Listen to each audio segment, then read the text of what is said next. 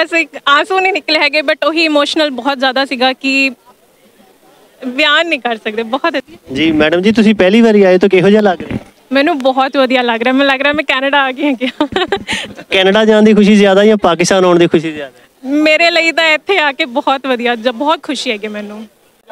ਬੇਲੀਓ, ਮੈਂ ਤੁਹਾਡਾ ਪ੍ਰੋਨਚਾਰਕ ਮੀਆਂ ਆਸਫ ਅਲੀ ਤੇ ਇਸ ਟਾਈਮ ਮੈਂ ਮੌਜੂਦ ਹਾਂ ਵਾਹਗਾ ਬਾਰਡਰ ਤੇ, ਜਿੱਥੇ ਇੰਡੀਆ ਤੋਂ ਆਉਣ ਵਾਲੀਆਂ ਸੰਗਤਾਂ ਪਹੁੰਚ ਚੁੱਕੀਆਂ ਵਾ ਬਾਬਾ ਗੁਰੂ ਨਾਨਕ ਦੇਵ ਜੀ ਦੇ ਜਨਮ ਦਿਨ ਦੇ ਤਕਰੀਬਾਤ ਸ਼ਿਰਕਤ ਲਈ। ਤੇ ਬਹੁਤ ਸਾਰੇ ਸਿੱਖ ਯਾਤਰੀ ਆਏ ਆ। 3000 ਤੋਂ ਵੱਧ ਪਾਕਿਸਤਾਨ ਵੱਲੋਂ ਵੀਜ਼ੇ ਜਾਰੀ ਕੀਤੇ ਗਏ ਤੇ ਸਾਡੇ ਨਾਲ ਮੌਜੂਦ ਹੈ ਇੱਥੇ ਇੰਡੀਆ ਤੋਂ ਆਉਣ ਵਾਲੇ ਕੁਝ ਲੋਕ, ਉਹਨਾਂ ਨਾਲ ਗੱਲਬਾਤ ਕਰਦੇ ਹਾਂ। ਜੀ ਕੀ ਹਾਲ ਚਾਲ ਹੈ ਤੁਹਾਡਾ? ਸਤਿ ਸ਼੍ਰੀ ਅਕਾਲ ਜੀ। ਪਹਿਲਾਂ ਸਾਰਿਆਂ ਨੂੰ, ਸਾਰੇ ਦਰਸ਼ਕਾਂ ਨੂੰ, ਸਾਰੇ ਪੰਜਾਬ ਵੱਲੋਂ, ਸਾਰੇ ਇੰਡੀਆ ਵੱਲੋਂ ਸਤਿ ਸ਼੍ਰੀ ਅਕਾਲ। ਮੈਂ ਠੀਕ ਹਾਂ ਜੀ, ਤੁਸੀਂ ਸਾਰੇ ਕਿੱਦਾਂ ਹੋ ਜੀ? ਕੀ ਨਾਮ ਤੁਹਾਡਾ? ਮੇਰਾ ਨਾਮ ਅਵਨੀਤ ਕੌਰ ਹੈ ਜੀ ਤੇ ਮੈਂ ਪੰਜਾਬ ਪਟਿਆਲਾ ਤੋਂ ਆਈ ਹਾਂ। ਤੇ ਇੱਥੇ ਅਸੀਂ ਸਾਰੇ ਜੱਥੇ ਦੇ ਵਿੱਚ ਆਏ ਹੈਗੇ ਆ ਗੁਰੂ ਨਾਨਕ ਦੇਵ ਜੀ ਦੇ ਜਨਮ ਗੁਰਪੁਰਬ ਮਨਾਉਣ ਵਾਸਤੇ। ਤੇ ਸਾਨੂੰ ਬਹੁਤ ਹੀ ਚੰਗਾ ਲੱਗਿਆ। ਪਹਿਲਾਂ ਹੀ ਜਿਹੜੀ ਐਂਟਰੀ ਹੋਈ ਹੈ ਸਾਡੀ ਬਹੁਤ ਵਧੀਆ ਹੋਈ ਹੈਗੀ ਹੈ। ਸਾਰਿਆਂ ਨੇ ਸਾਡਾ ਬਹੁਤ ਅੱਛਾ ਸਵਾਗਤ ਕੀਤਾ ਹੈਗਾ ਤੇ ਬਹੁਤ ਵਧੀਆ ਲੱਗਿਆ। ਕੀ ਸੋਚਿਆ ਸੀ ਤੁਸੀਂ ਇੱਥੇ ਆਉਣ ਤੋਂ ਪਹਿਲੇ? ਕਦੋਂ ਦੀ ਤਿਆਰੀ ਕੀਤੀ ਸੀ ਤੇ ਕੀ ਖਿਆਲ ਸੀ ਤੁਹਾਡਾ ਜਾਓਗੇ ਤੇ ਕਿਹਦਾ ਹੋਏਗਾ? ਦਰਅਸਲ ਸਾਡਾ ਪਿਛੋਕੜ ਇੱਥੇ ਦਾ ਹੀ ਹੈਗਾ, ਰਾਵਲਪਿੰਡੀ ਦਾ ਤੇ ਸਿਆਲਕੋਟ ਦਾ।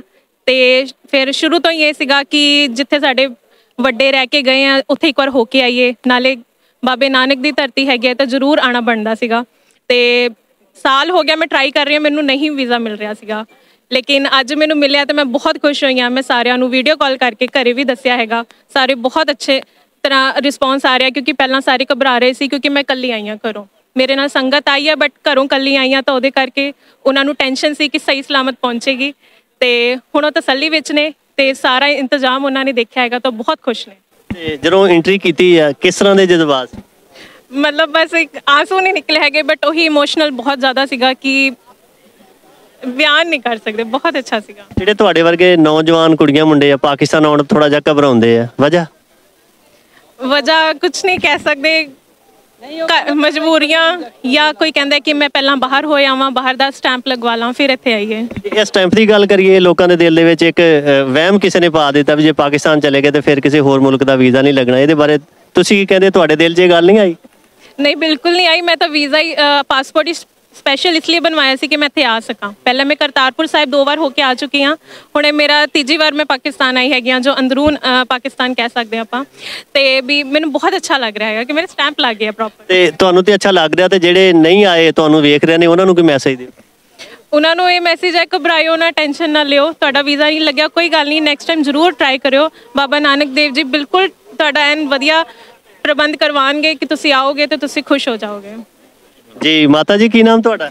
ਮੇਰਾ ਨਾਮ ਰਜਿੰਦਰ ਕੌਰ ਹੈ ਜੀ। ਤੁਸੀਂ ਕਿੱਥੋਂ ਆਏ ਆ? ਪਟਿਆਲੇ ਤੋਂ। ਪਿੰਡ ਕਿਹੜਾ ਤੁਹਾਡਾ? ਪਿੰਡ ਨਹੀਂ, ਖਾਸ ਪਟਿਆਲਾ। ਅੱਛਾ, ਪਟਿਆਲੇ ਸ਼ਹਿਰ 'ਚ ਰਹਿੰਦੇ। ਤੇ ਤੁਹਾਨੂੰ ਕਿਹੋ ਜਿਹਾ ਲੱਗਿਆ ਪਾਕਿਸਤਾਨ? ਤਾਂ ਬਹੁਤ ਵਧੀਆ ਲੱਗਿਆ ਜੀ। ਅਸੀਂ ਪਿਛਲੇ ਸਾਲ ਵੀ ਟਰਾਈ ਕੀਤੀ ਸੀ, ਸਾਡਾ ਵੀਜ਼ਾ ਨਹੀਂ ਲੱਗਿਆ। ਇਸ ਸਾਲ ਫਿਰ ਟਰਾਈ ਕੀਤੀ, ਪਰਮਾਤਮਾ ਸਾਡਾ ਵੀਜ਼ਾ ਲਵਾ। ਤੇ ਕਿੰਨੇ ਮੈਂਬਰ ਆਏ ਹੋ ਫੈਮਿਲੀ ਦੇ? ਤੁਹਾਡੇ ਨਾਲ ਕੌਣ ਕੌਣ ਆਇਆ? ਫੈਮਿਲੀ ਇਕੱਲੇ ਆਏ ਹਾਂ। ਤੇ ਕਿਹੋ ਜਿਹਾ ਲੱਗ ਰਿਹਾ? ਕੀ ਕਹੋਗੇ ਵੇਖਣ ਸੁਣਨ ਵਾਲਿਆਂ ਨੂੰ, ਪਿਛਲਿਆਂ ਨੂੰ ਕੀ ਸੁਨੇਹਾ? ਅਸੀਂ ਤਾਂ ਕਹਿੰਦੇ ਇਸ ਬਾਬੇ ਨਾਨਕ ਦੇ ਧਰਤੀ ਤੇ ਹਰ ਇੱਕ ਆਵੇ, ਹਰ ਇੱਕ ਦਾ ਵੀਜ਼ਾ ਲੱਗੇ। ਬੜੀ ਮਿਹਰਬਾਨੀ, ਥੈਂਕ ਯੂ ਜੀ, ਖੁਸ਼ ਰਹੋ।